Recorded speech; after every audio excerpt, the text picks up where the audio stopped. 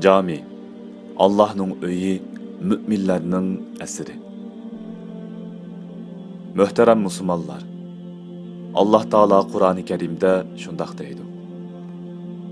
Allah'ның məscidlərini faqat Allahqa, ahiret günüge iman etqan, namaz ötügen, Allah'tan başqadan qorxmagan kişilərlə avad qılıdı.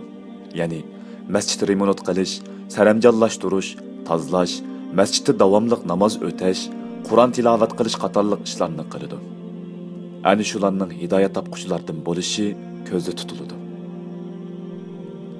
Payg'ambarimiz sallallohu alayhi va sallam bir hadisda shundoq deydi. Kimki yer yuzida Alloh uchun bir masjid bino qilsa, Alloh taolo uningga shu masjidning o'xshishini bino qiladi. Aziz müminler, Cuma günü dualarning ijobat bo'ladigan shu vaqtda Rabbimizga qulluqimizni sunish uchun biz to'plangan bu masjidlarimiz Allohning uyi, müminlarning asridir. Yolg'izlikdan siqilgan ruhimizga shifo, hayot aldirashchiliklarida hargan ko'nglimizga davodir.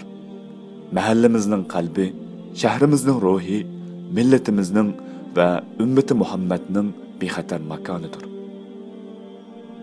Hörmətli Müslümanlar, biz yuqumluq kasalga qarshi turish jarayonida millat bo'lish sübtimiz bilan o'rtaqlik, ittifoqlik, ko'yimchanlik va qarindoshlikning eng yaxshi misollarini berdik. Biz Allohning yo'liga yordam berishdagi hayajon va xushallikni his qildik. Bugun ministerligimizning rahbarligida davlat ichi va sirtida qurilgan masjidlarimizga yordam berish faoliyatini boshlaymiz. Dualaringlar va qo'llashinglar bilan bu masjidlarning qurilishini tamomlab, ularni qisqa vaqt ichida ibodat qilishga ochimiz. Qurilish bitgan masjidlarimizda azonimizning ovozi ko'kka o'rlaydi.